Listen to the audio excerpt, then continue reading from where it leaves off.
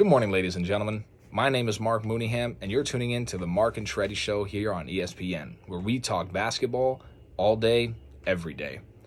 This is my partner, Shreddy. Shreddy, why don't you say hi to the folks? Oh, sup, everybody? I'm Shreddy, here with my main man, Mark, and today we're going to talk some basketball for you peeps. How inappropriate. Thank you very much. Ladies and gentlemen, there is a ton to talk about in the basketball world today. More than anything, the NBA season is right around the corner, so everyone can get excited about that. We're going to be covering all the NBA games, and we're going to be covering all the controversy that happens throughout this season. But today, we're going to talk about some controversy that has occurred before the season has even started. Earlier this week, Adrian Wojnarowski has reported on Twitter that two Golden State Warriors players were involved in a physical altercation at practice. The two players involved were Golden State Warriors forward Draymond Green and also their shooting guard Jordan Poole. Apparently, these two players were trash-talking the entire practice, and Jordan Poole's trash talk had become too much for Draymond.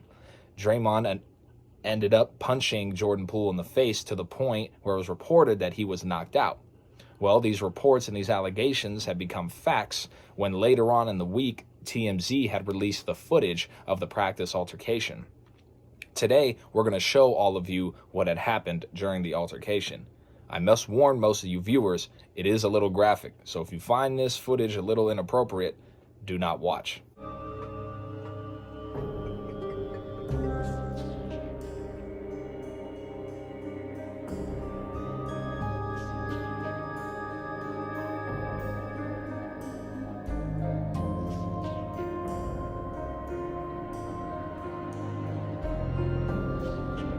Wow, that is a tough video to watch, ladies and gentlemen. Shreddy, tell me what your thoughts are on this situation. Thank you, Mark, for introducing me and giving me the floor. Jordan Poole, brother, man, you gotta put your dukes up, baby. You can't be in practice with that 6'8", 250-pound man running towards you and got your hands down like this and then expect not to get punched in the face. Are you serious? Any one of us on the street, if we had seen somebody coming at us, we would have had our dukes ready, trying not to get punched. Now, I'm not saying we wouldn't have got knocked out by Draymond Green's big body self, but I would have had my hands up. That's all I'm saying. All right, I wouldn't have just let him punch me, but forget all of that. Any of you people out there, hold on, let me see. Any of you people out there that think it's okay to call Draymond Green a bad teammate or a bad person, let me just tell you something, okay? Back when Michael Jordan was running the NBA, he punched Steve Kerr straight in the face at practice. And you know what they did later that season? They won the championship. Listen, these teams are a brotherhood, okay? These aren't just two coworkers that work together and one guy punched another coworker in the face. It's not the same situation. The reality of it is, this team is a family. And they're building an unforgettable bond right now. And they're forming as a team. They just came off winning the championship. They have an unforgettable, unbreakable bond.